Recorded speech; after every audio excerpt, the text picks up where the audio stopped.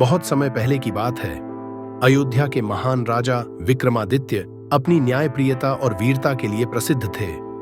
उनकी बहादुरी का डंका पूरे आर्यावर्त में बजता था। लेकिन एक दिन कुछ ऐसा हुआ जिसने पूरे राज्य को हिलाकर रख दिया। एक रात जब राजा अपने कक्ष में विश्राम कर रहे थे, तभी एक सैनिक हड़बड़ाते हुए आया। उसके हाथ में एक पुराना खून से सना पत्र था। पत्र पर लिखा था, राजा विक्रम, अगर तुम्हें अपने राज्य की रक्षा करनी है तो पूर्णिमा की रात कालागढ़ किले में आना। लेकिन याद रखना, यह सफर सिर्फ तुम्हारे लिए है। अगर किसी और के साथ आने की कोशिश की तो उसका अंत निश्चित है। राजा के लिए यह बहुत अजीब बात थी। कालागढ़ किला सदियों से वीरान पड़ा था। वहां जाने की हिम्मत कोई नहीं करता था। कहा जाता था कि वहां कोई रहस्यमयी शक्ति बसी थी जो अतीत में कई लोगों को निगल चुकी थी। राजा विक्रम ने अपने घोड़े पर सवार होकर अकेले ही किले की ओर प्रस्थान किया। जैसे जैसे वे किले के करीब पहुंचे, हवा और ज्यादा ठंडी और भारी होती गई। किले का विशाल दरवाजा अचानक खुद ब खुद चरमराते हुए खुल गया।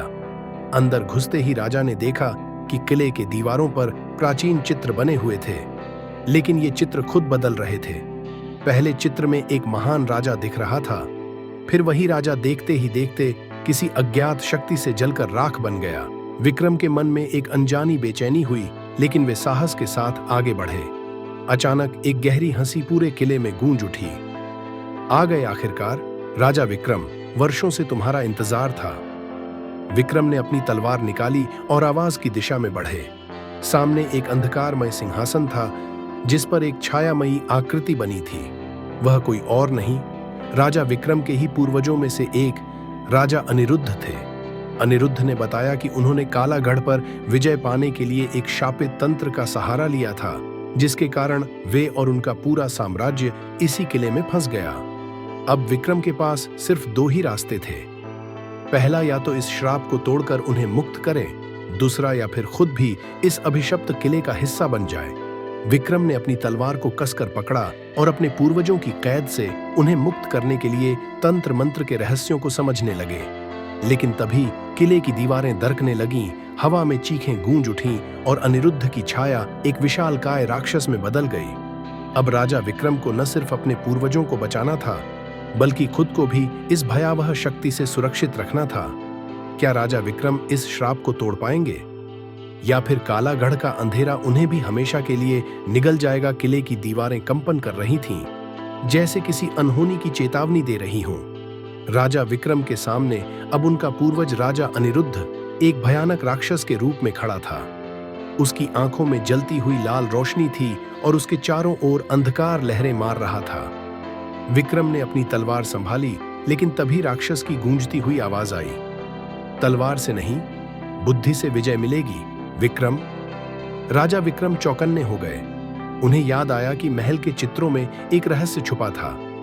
उन्होंने तेजी से दीवारों पर बने चित्रों को देखा। एक चित्र में सूर्योदय के समय एक मंत्र लिखा था, जो भी इस श्राप से मुक्त होना चाहे उसे सबसे पहले सत्य स्वीकार करना होगा। विक्रम ने तुरंत समझ लिया कि यह श्राप राजा अनिरुद्ध के अहंकार और अधर्म की सजा थी। वे अंधकार में खड़े होकर बोला, पूर्वज अनिरुद्ध, तुमने जिस शक्ति के लालच में यह श्राप पाया, मैं उसे त्यागता हूं। मैं अयोध्या का राजा हूं और न्यायप्रियता मेरी ताकत है। जैसे ही विक्रम ने ये शब्द कहे, पूरा किला हिलने लगा। राक्षस अनिरुद्ध दहाड़ा, लेकिन उसकी शक्ति कमजोर पड़ने लगी। किले के फर्श पर दरारें पड़ने लगीं और काले धुएं की लहरें हवा में घुलने लगीं। लेकिन तभी अंतिम परीक्षा के रूप में किले का प्रवेश द्वार बंद हो गया। अगर विक्रम समय रहते बाहर नहीं निकले तो वे भी इसी श्राप का हिस्सा बन जाएंगे। तेजी से सोचते हुए विक्रम ने दीवार पर बने चित्रों को ध्यान से देखा। एक चित्र में एक राजदंड दिखाया गया था, जिसे किले के सिंहासन में ढंसाकर श्राप तोड़ा जा सकता था। वे बिजली की तेजी से सिंहासन की ओर दौड़े, लेकिन तभी राक्षस अनिरुद्ध ने उन्हें रोकने की कोशिश की। विक्रम ने अपनी पूरी ताकत से तलवार घुमाई, जिससे राक्षस पीछे हट गया। उन्होंने सिंहासन में राजदंड ढंसा दिया। अचानक पूरा किला एक भयंकर गर्जना के साथ उजाले में बदल गया। अंधकार मिटने लगा।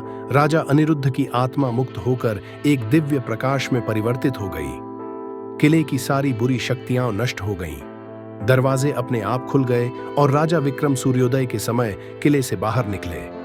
राजा विक्रम की इस विजय की कथा पूरे राज्य में गूंज उठी। उन्होंने सीखा कि सच्ची शक्ति तलवार से नहीं बल्कि सत्य और न्याय से मिलती है। कालागढ़ किला अब शाप मुक्त था और वह ज्ञान और शक्ति का प्रतीक बन गया।